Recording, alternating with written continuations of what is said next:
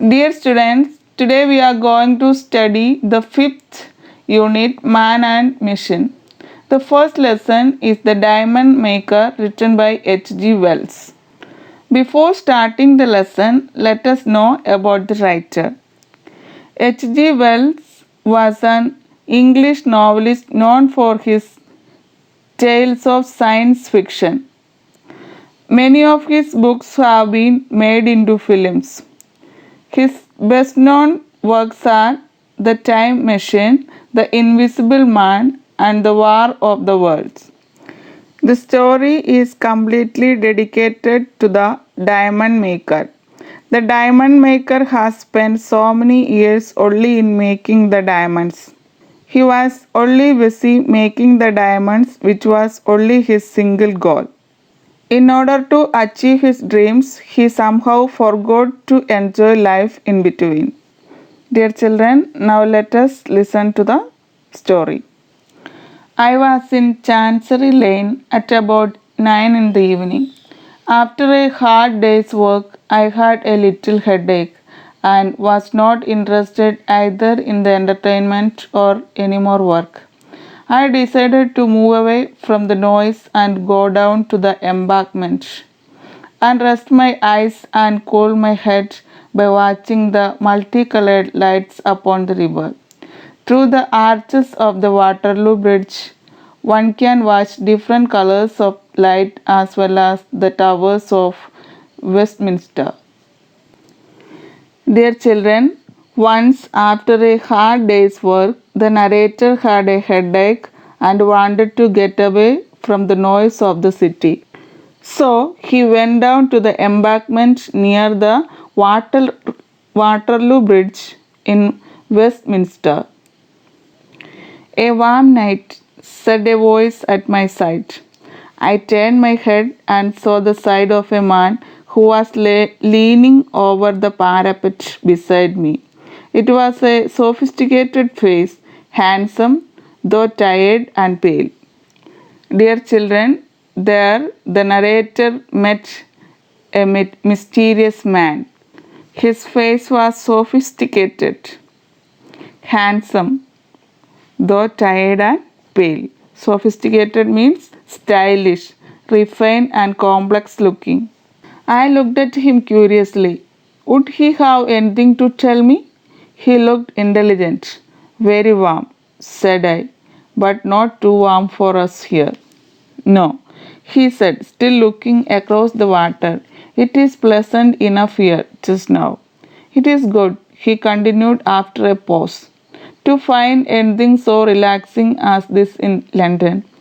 After one has been worrying about business all day, I don't know what one would do if it were not for such a pacific corners." He spoke with long pauses between the sentences. Sometimes I doubt if it is of any importance. I feel like throwing away everything, name, wealth, and position, and do so small business. He became silent. I looked at him in astonishment. If ever I saw a man hopelessly poor, it was the man in front of me.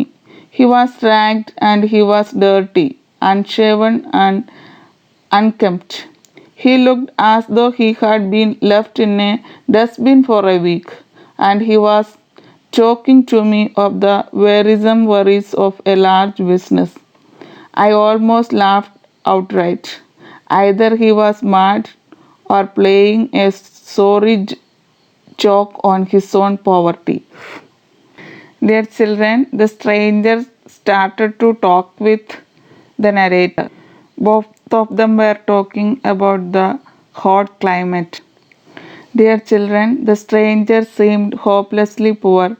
He was ragged and dirty, unshaven and unkempt.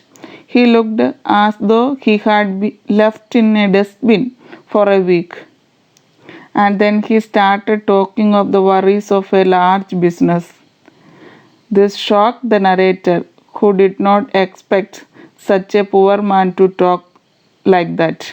The disadvantage of being in a high position, said I, is that you have to work hard and have to worry a great deal. But the advantages is that you can help the poor. That gives a lot of satisfaction. He looked at me and said, "You won't understand." After a moment's silence, he spoke again. "No doubt it is very strange. You will not believe me even when I tell you. I feel it is quite safe to tell you, and it will be comfort to tell someone. I really have a big business in hand, a very big business.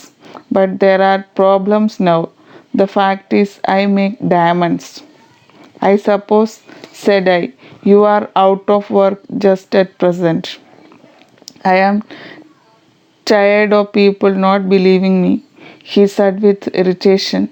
Then suddenly he unbuttoned his wretched coat and pulled out a little canvas bag.